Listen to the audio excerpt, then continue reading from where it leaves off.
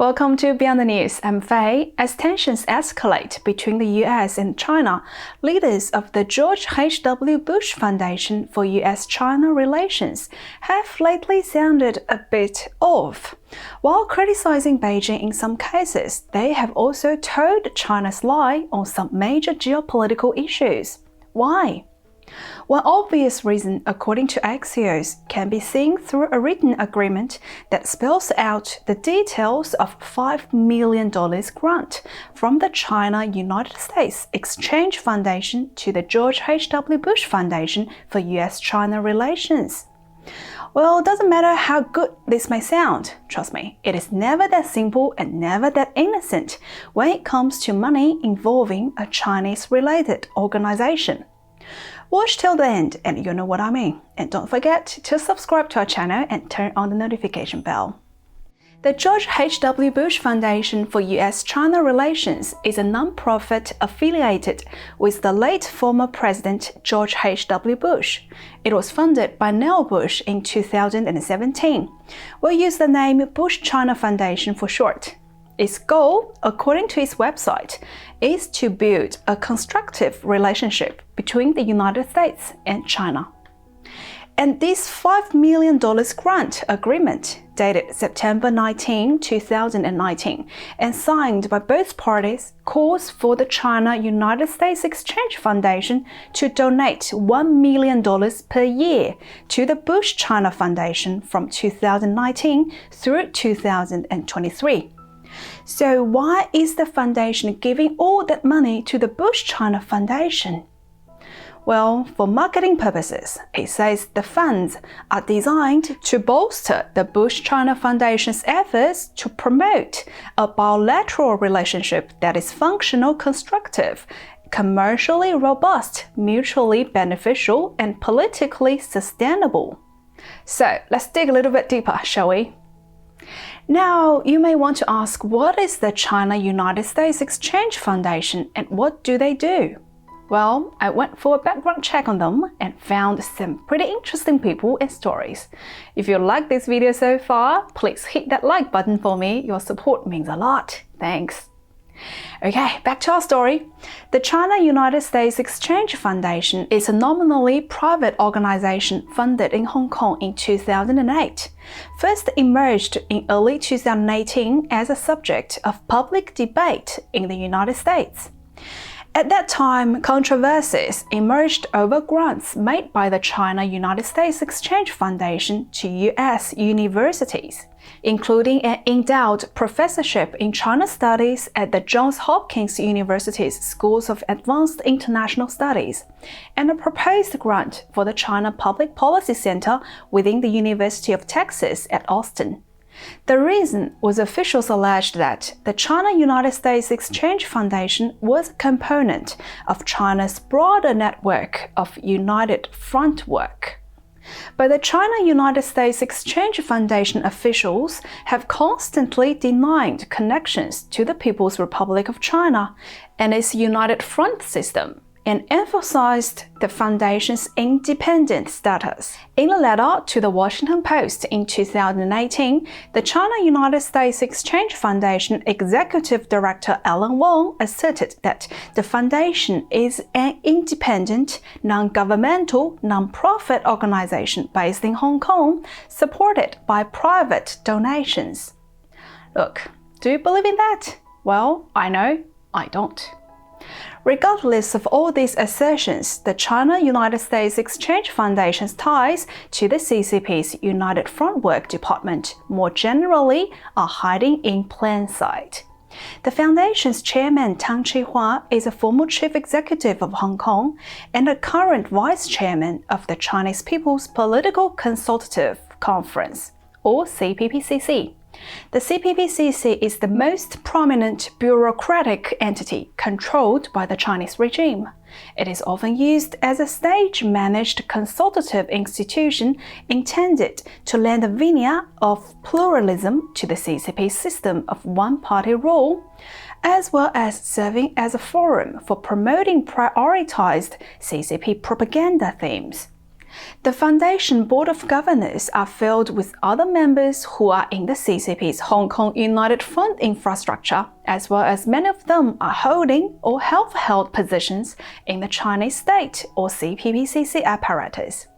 To cite but one example, Liu Changle, a member of the board of governors for the foundation, spent his early career in the China's military media and propaganda system, and in 1996 funded Phoenix Television as a satellite news channel in Hong Kong.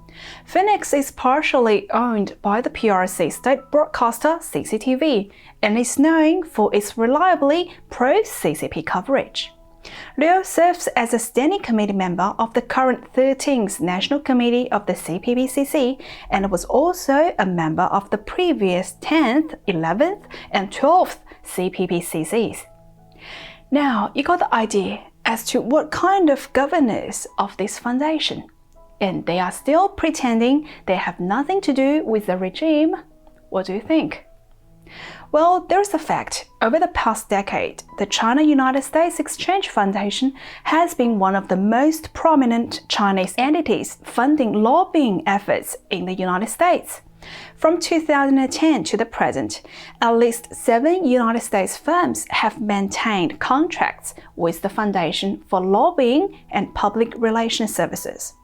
And what did all these contractors do for the foundation? Since they're all getting paid by the foundation, let's have a look at a couple of examples. The United States-based public relations firm BLJ Worldwide entered into a business relationship with the China-United States Exchange Foundation in January 2010.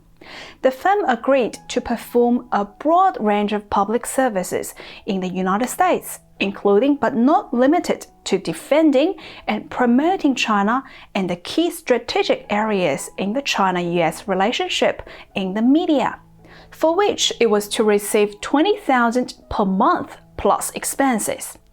BLJ Worldwide's relationship with the foundation continues to present and has grown in value over time. In the first 6 months of 2020, the firm collected about $310,000 from the foundation for helping the foundation to engage openly with academic and thought leaders and providing support for delegations visiting China, as well as supporting trips to China for US-based media outlets. Services also included support for the China-USFocus.com website and related social media accounts. Capital Council LLC commenced representation for the China-United States Exchange Foundation in December 2014. Per terms of the initial contract, the firm received $10,000 per month plus expenses. In 2017, this increased to $15,000 per month plus expenses. The firm's promised services for the foundation have included policy and political intelligence gathering and analysis on China issues, substantive advice on China's related legislation, arranging meetings and programs on Capitol Hill, dissemination within Congress of materials generated or sponsored by the foundation, and coalition building with the U.S. Association of Former Members of Congress. A significant component of Capital Council's work for the foundation has been the cultivation of current and former members of Congress and facilitating meetings and travel for delegations of such persons to China.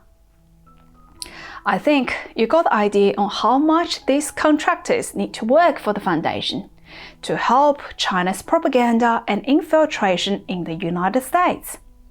Now, since Bush China Foundation is getting paid $1 million per year, how much work do you think they have performed for the foundation?